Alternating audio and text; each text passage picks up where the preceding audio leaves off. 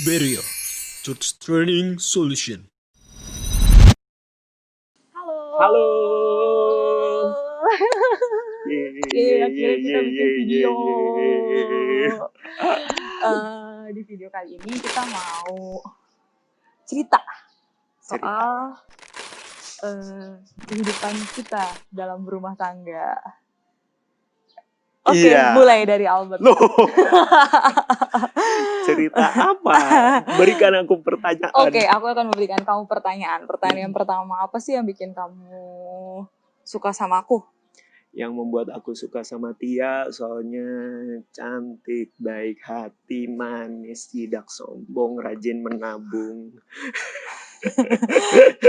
Kamu kayak pelajaran kewarganegaraan deh. Manusia yang berakhlak baik seperti apa ciri-cirinya? Aduh ya Tuhan. Ya, Seriusan? Saya kan kita beda umurnya agak lumayan jauh juga gitu. Kalau waktu awal mulanya karena aku kan suka kegiatan sosial, pelayanan, dan Tia sevisi lah ya, sejalan dalam ngerjain itu semua. Jarang ada wanita seperti itu gitu. Wede. Oke. Coba dong kamu kasih pertanyaan juga. Tadi kan aku udah ngasih kamu pertanyaan. Pertanyaan yang sama, apa yang membuat kamu mau sama aku? Yang pertama sih karena kan emang ya aku kan kayak lebih pemikiran lebih kayak dewasa dibandingin anak-anak seumuran aku gitu kan ya. Jadi nyari cowok yang lebih tua, nyari om-om. Enggak sih, soalnya aku kayak ngerasa aku belajar banyak juga sih dari kamu. Terus udah kayak gitu aku kayak ngerasa kita satu visi sih. Kayak gitu. Dan aku ngerasa kayaknya klik deh. Ada rasa-rasa klik gitu. Klik. Iya betul. Klik. Oke, kita akan nanya-nanya lagi, tapi kita mau berubah posisi dulu. Oke, pertanyaan berikutnya. Sebenarnya apa sih Bet? Kita pernah nggak sih Bet berantem kayak gitu pas lagi zamannya pacaran sama nikah? Dan biasa tuh kita kalau berantem kayak gitu tuh kita tuh ngapain sih? Kayak gitu. Kita mau bagi ini tuh buat teman-teman. Berantem pas Pacaran ya dulu. Pasti ya pasti pernah lah ya. Biasanya karena apa ya? Nunggu waktu awal banget tuh. Iya, nunggu. Iya. Karena Tia nggak suka nunggu gitu. Jadi kalau misalnya aku telat, itu bisa jadi berantemnya cukup besar gitu. Seperti itu sih. Padahal even cuma nunggu doang ya. Iya. Nunggu kan kayak masalah kecil dibandingin cinta kita ya. Iya. Jijik. Ya tapi itu bikin kita jadi berantem. Tapi kita mungkin berantem hal itu bisa sampai 3 bulan 6 bulanan ya waktu itu ya. Sampai akhirnya kita menemukan keputusan dan akhirnya kita gimana nih caranya biar kita nggak berantem gara-gara hal ini kayak gitu. Waktu itu kayaknya si Albert itu memberikan saran kepada gue gitu. Karena kan gue kan yang nggak suka nunggu tuh. Jadi dia ngasih gue saran. Kalau pas lagi nunggu mendingan lakuin hal-hal yang produktif. Kayak contohnya baca Alkitab. Iya. Kalau enggak nonton drama Korea. Iya. Itu termasuk hal yang produktif dibandingin berantem. Terus berikutnya yang mungkin ngerjain kayak banyak tugas ataupun kerjaan-kerjaan yang lain sih. Jadi biar seenggaknya waktu nunggu itu nggak jadi kayak ngapa-ngapain sama bengong kayak gitu. Terus kalau pas lagi kita nikah, yang suka bikin kita berantem itu tuh aku ingat banget tuh. Albert kan memang sempurna ya dalam karakter, namun dalam kebersihan dia sangat butuh ditolong, maka dia harus menikah. Iya, berantakan. Iya, berantakan banget. Jadi pas lagi aku capek kerja, terus ngelihat rumah berantakan, itu tuh kayak bener-bener rasanya tuh, ini orang gitu kan ya. Kok seenggaknya lo naruh gelas di tempatnya aja kayak susah banget kayak gitu. Itu kita mungkin sampai 1,5 tahun ya Bert ya, baru belakangan ini ya Bert ya, kita agak lebih membaik. Ya. Nah itu karena apa sih Bert? Kita solusinya apa waktu itu? Solusinya apa emang ya? Solusinya Albert pasti lebih baik lagi kan, maksudnya lo juga jadi sekarang punya job desk nyuci piring. Oh iya, solusinya ya aku bantu pekerjaan rumah tangga, dalam hal ini emang nyuci piring karena itu yang paling gampang lah dibanding yang lain. Jadi minimal dari segala keberantakan yang ada, piring sama gelas nggak berantakan lagi lah. Iya, kayak gitu. Dan itu dari sisi Albert ya, dia memperbaiki dirinya dia, tapi dari sisi aku juga, aku jadi kayak lebih sabar juga sih, maksudnya.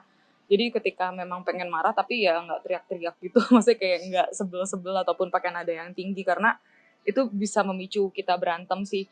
Jadi intinya di sesi pertanyaan kali ini adalah setiap pasangan itu pasti bakalan ada berantemnya. Tapi kita jangan fokus sama siapa yang salah. Lo yang salah, gue yang salah. Lu nggak sabaran, lu kelamaan, makanya gue nunggu lama. Lu emang orangnya kotor, gue emang orangnya emosian, nggak kayak gitu. Kita kalau misalnya terus salah-salahan, kita nggak mungkin bisa masuk ke level berikutnya dalam sebuah hubungan. Jadi yang kita lakukan adalah kita evaluasi ya, walaupun kita jatuh bangun ya. Jadi kita ngelakuin evaluasi, kayak contohnya gimana nih jalan keluarnya kayak gitu. Jadi yang pertama memang kita harus fokusnya kepada jalan keluar dari permasalahan ya. Fokus sama solusi. Betul, dan kita harus mengevaluasi diri sama jangan sampai kita nggak mau untuk dinasehatin sama pasangan kita. Iya. Itu pertanyaan yang kedua. Oke, berikutnya. Gimana sih cara kita bagi job desk? Bagi job desk. Dalam kita menjalani rumah tangga. Bagi job desk yang kita lakukan itu ya pastinya memang karena kita berdua sama-sama kerja ya. Jadi mungkin pada umumnya kan kalau banyak pasangan kan pria bekerja, wanita ngurus rumah tangga. Nah kebetulan kita berdua sama-sama kerja. Jadi urusan rumah tangga harus kita bagi dua sebisanya. Seperti itu. Jadi seperti aku ngurus nyuci piring misalnya seperti itu, kemudian ngurus laundryan seperti itu. Nah kalau yang lain-lain iya, karena aku nggak bisa nyapu dan ngepel.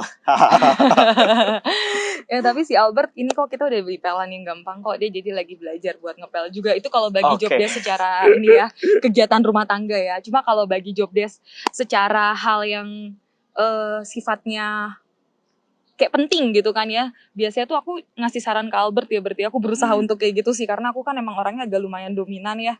Jadi aku lebih senengnya kayak aku ngambil keputusan. Tapi ketika kita menikah, aku jadi kayak belajar sih buat menghormati sama lebih tunduk juga sih sama si Albert sih ya. Kan Albert kan sebagai pemimpin, sebagai ketua dalam rumah tangga maksudnya, bukan ketua youth. Karena sudah lengser.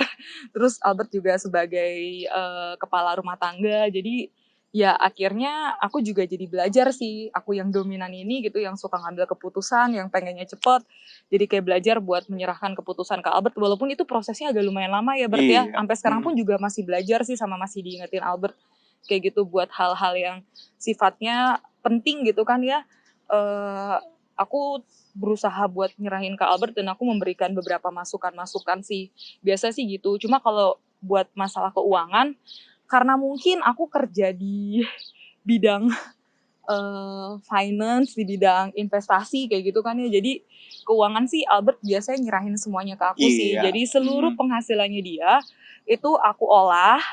Terus aku akan membuat jurnal, bikin cash flow. Terus aku juga menuliskan setiap pengeluarannya. Nanti aku akan share di video-video berikutnya bagaimana cara mengolah keuangan dalam rumah tangga. Lalu setiap minggu, setiap hari Jumat atau Sabtu atau Senin, biasanya aku memberikan laporan kepada Albert, kayak portofolio kita, kayak pengeluaran kita, kayak uang kita digunakan buat apa saja, kayak gitu sih. Jadi walaupun Albert menyerahkan uangnya semuanya ke aku tetap bertanggung jawab kayak gitu. Dan Albert pun juga tetap mengontrol juga sih setiap pengeluaran yang lumayan besar, aku harus perlu ACC dia juga gitu. Dan setiap harinya Albert dijatahin ya berarti. Iya, betul. Hidupku tergantung padanya. Hidupku juga. Itu sih yang paling bisa kita bagiin 3 poin penting. Enggak sih, ini 3 pertanyaan. Oke, sampai jumpa.